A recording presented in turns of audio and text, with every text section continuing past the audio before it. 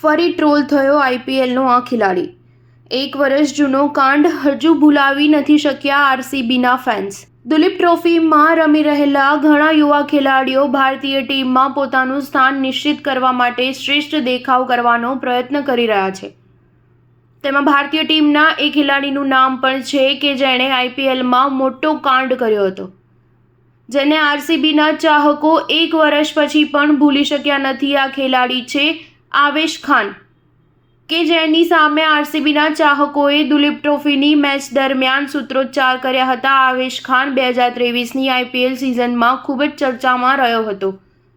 એ સમયે લખનઉ અને આરસીબી વચ્ચેની મેચે રોમાંચક વળાંક લીધો હતો, કારણ કે લખનઉના બેટર ક્રીઝ પર હતા અને આરસીબી મેચ પર પોતાની પકડ મજબૂત કરી રહી હતી।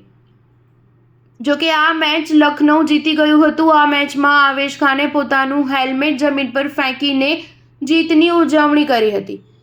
આ ઉજવણીથી આરસીબીના ચાહકોને ખૂબ મોટો ફટકો પડ્યો હતો, જેના પરિણામો આવેશ ખાન હજુ પણ ભોગવી રહ્યો છે।